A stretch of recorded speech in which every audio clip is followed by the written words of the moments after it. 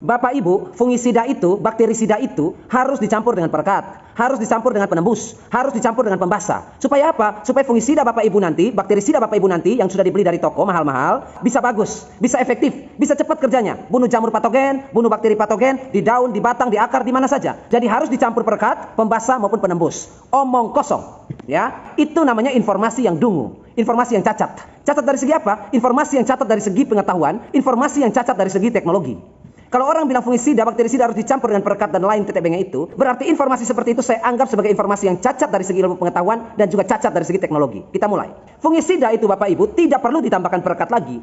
Begitupun dengan bakterisida, tidak perlu kita tambahkan perekat, tidak perlu tambahkan penembus, tidak perlu tambahkan pembasah segala macam TTB-nya itu. Nggak perlu dan nggak penting juga.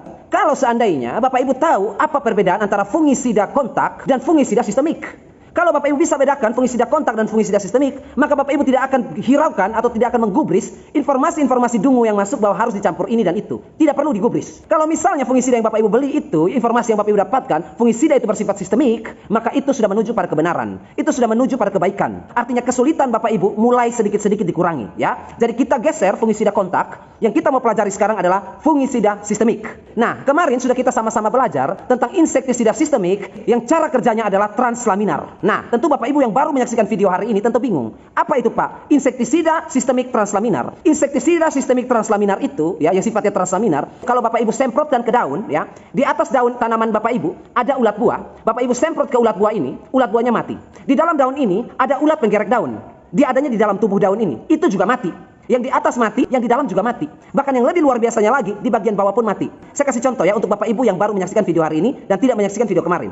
Insektisida sistemik translaminar itu, kalau misalnya daun ini daun ya, anggaplah ini daun. Di atas sini ada ulat pemakan daun, di dalam daun ini ada ulat penggerek daun, kemudian di bagian bawah ada trips atau kutu kebul. Bayangkan Bapak Ibu, dalam satu daun ada ulat pemakan daun, di dalamnya ada ulat penggerek daun, kemudian di bagian bawah pun masih ada trips dan kebul, ya. Ketika kita mengaplikasikan insektisida sistemik translaminar tadi, maka ulatnya mati, ulat penggerek di dalam daun mati, kutu kebul di bagian bawah pun mati. Jadi hama yang ada di atas daun, di bawah daun maupun di dalam tubuh daun akan mati. Itu yang saya bilang kemarin, kalau mau beli insektisida, beli insektisida sistemik yang bersifat translaminar. Karena insektisida sistemik translaminar ini, Bapak Ibu, yang akan menelanjangi, yang akan menertawakan, yang akan mempecundangi perekat-perekat itu. Nah, sekarang poin yang kita belajar hari ini adalah fungisida. Apakah fungisida sistemik yang Bapak anjurkan ini juga translaminar? Bukan. Kalau kita berbicara fungisida dan bakterisida, kita akan berbicara tentang fungisida atau bakterisida sistemik yang sistem kerjanya adalah akropetal dan juga basipetal. Nah, Bapak Ibu bingung lagi dengan istilah-istilah ini, ya. Fungisida sistemik akropetal dan basipetal itu seperti apa, Pak? Kita perlahan. Fungisida sistemik akropetal adalah fungisida sistemik yang cara kerjanya seperti ini. Misalnya ini daun, ya. Ini daun. Bapak Ibu semprot ke daun ini yang terserang jamur atau bakteri misalnya. Semprot ke daun ini, maka dia akan menyebar ke atas. Semprot di pangkal daun, ya, di tangkai daun, di batang daun. Bapak Ibu semprot kena saja ke batang daun, dia akan masuk ke dalam tubuh daun itu, jaringan sel tubuh daun itu, dan terus mengalir ke pucuk daun. Jadi bayangkan Bapak Ibu hanya semprot saja, kena saja ke batang daun, ya, ke tangkai batang daun, itu dia akan menjalar terus, meresap terus, naik ke pucuk daun, ke tunas daun, ke ujung daun. Artinya kalau ini satu helai daun, ya, ini batang daunnya, ya, tangkai daunnya. Bapak Ibu semprot ke sini, jamurnya ada di sini, jamur ini pun mati. Karena ketika semprot di sini dia arahnya ke atas. Dia naiknya ke atas, merebatnya ke atas. Kalau semprotnya ke batang tanaman, misalnya cabai, kita semprot di batangnya, maka dia akan menjalar naik ke atas. Lewat apa Pak dia menjalarnya atau mengalirnya ke atas? Lewat silem. Nah, Bapak Ibu masih ingat ya, pelajaran kita minggu lalu tentang silem dan floem itu? Pipa yang ada dalam tubuh tanaman. Kalau silem, dia nyerap air dan unsur hara naik ke atas. Dia serap dari tanah, buang ke atas, bawa ke atas sampai di pucuk daun. Kalau floem, dia bawa dari daun, hasil fotosintesis makanan, dia bawa ke seluruh tubuh, sampai ke akar juga. Jadi pipanya terbolak-balik. Kalau floem hasil fotosintesis dari daun dibawa ke akar, turun ke bawah ke tanah. Sedangkan kalau silem, air dari tanah, dari akar, dia naik terus ke atas, ke pucuk daun. Nah, kalau kita menggunakan fungisida sistemik yang cara kerjanya adalah akropetal tadi, maka ketika Bapak Ibu semprot di batang cabai, dia akan terus menjalar ke atas. Jadi batang yang kita semprotkan, cabai, ini batang cabai ya. Ini batang cabai, di sini ada daun cabai, di sini ada daun cabai lagi. Ketika Bapak Ibu semprotkan di sini, di batang cabai ini, maka fungisida sistemik yang sifatnya akropetal ini akan meresap naik ke daun di sini, sampai di ujung daun. Dia akan meresap masuk ke daun yang ini juga, sampai ke ujung daun. Nah, di atas ini kan masih ada daun lagi, Pak. Apakah di sini juga kena? Enggak kena. Dia hanya bisa merambatkan racunnya itu ke bagian terdekat dia. Jadi kalau batang di sini, artinya kita semprot di bagian sini, ya. Kemudian daunnya ada di sini, maka daun kedua ini yang nanti akan mendapatkan racun itu. Tetapi daun di atasnya lagi tidak.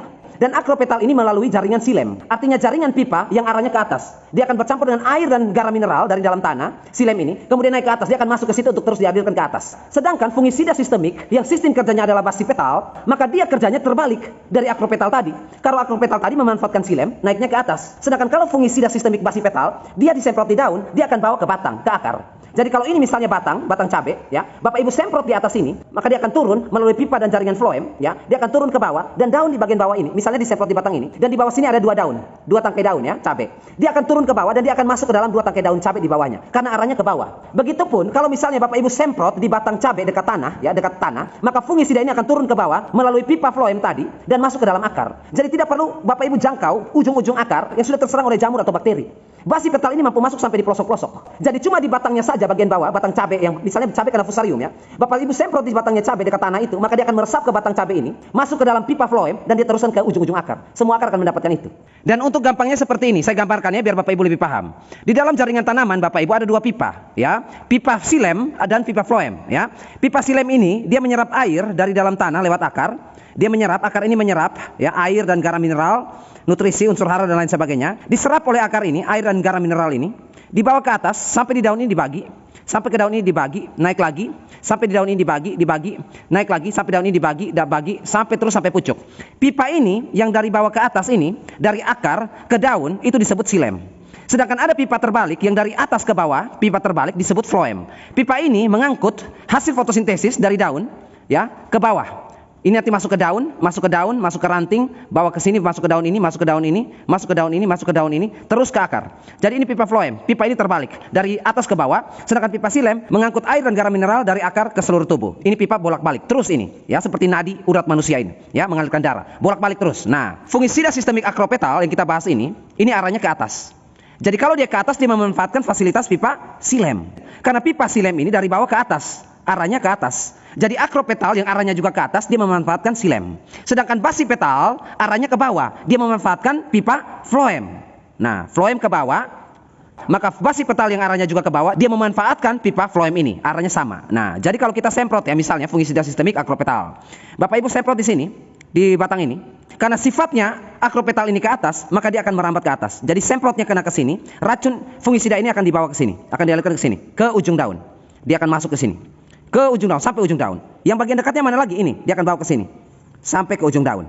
Di atas ini bagaimana Pak? Di atas ini tidak. Makanya Bapak Ibu harus menyemprotkan secara merata. Seperti itu, merata. Kalau misalnya kasusnya bukan kena di batang ya semprotannya, kena ke daun, di bagian sinilah. Ya, maka dia akan merambat ke atas.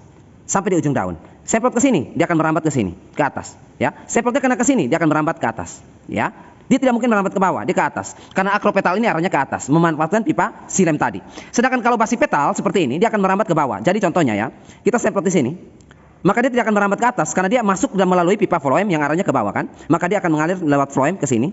Maka daun inilah yang akan mendapatkan fungisidanya. Ya, kalau misalnya pakai basipetal, dia ke bawah. Begitupun kalau kita semprot di pangkal batang ini, maka dia akan turun ke akar. Nah, seperti ini. Tapi kalau misalnya akropetal yang Bapak Ibu semprot ke sini, maka dia akan naik ke atas karena dia memanfaatkan pipa silem tadi. Jadi untuk memudahkan Bapak Ibu menggunakan fungisida sistemik akropetal, Bapak Ibu harus tahu tujuan jamurnya ada di mana. Kalau jamurnya ada di batang, ada di tangkai daun, Bapak Ibu pakai yang akropetal. Sedangkan kalau target jamur patogennya ada di akar, maka Bapak Ibu pakai yang basipetal karena arahnya ke bawah menggunakan pipa floem.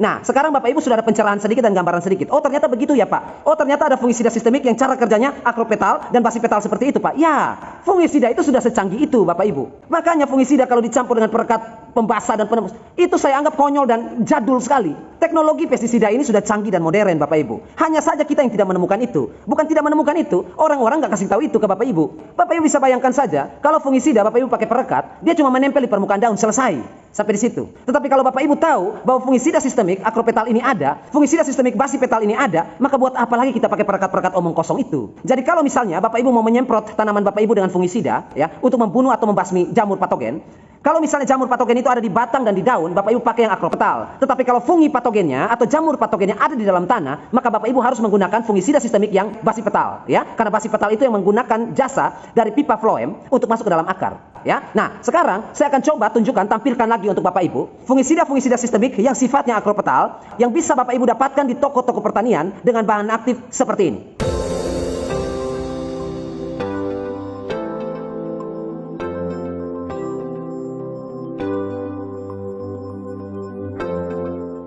Nah, itu adalah fungisida sistemik akropetal. Silakan Bapak Ibu screenshot saja atau catat saja bahan aktifnya tadi yang sudah saya tunjukkan. Bebas, fungisidanya mau merek apa, mau harga berapa, itu terserah Bapak Ibu. Tergantung keuangan Bapak Ibu. Yang penting bahan aktifnya harus yang itu.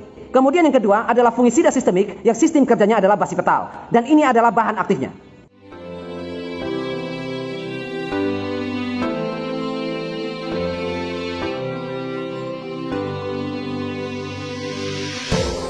Nah, untuk fungisida sistemik basipetal ini juga sama. Bisa Bapak Ibu beli merek apa saja bebas, mau harga berapa saja juga bebas, yang penting bahan aktifnya yang saya tunjukkan tadi. Nah, sekarang Bapak Ibu, pertanyaan saya, ketika Anda mendapatkan informasi-informasi seperti ini dari saya, lalu saya bertanya kepada Anda, perlukah perekat-perekat itu? Perlukah penembus-penembus itu? Perlukah pembasa-pembasa itu? Bapak Ibu akan bilang, ternyata itu konyol. Ya, memang itu konyol. Itu yang saya bilang informasi dungu itu ya seperti itu. Di negara-negara maju Bapak Ibu, pertaniannya sudah sangat canggih. Teknologi robot yang nanam, robot yang panen, robot yang siram. Semuanya robot yang kerjakan. Petaninya cuma ngopi sambil ngerokok, sambil kontrol aja, pakai remote.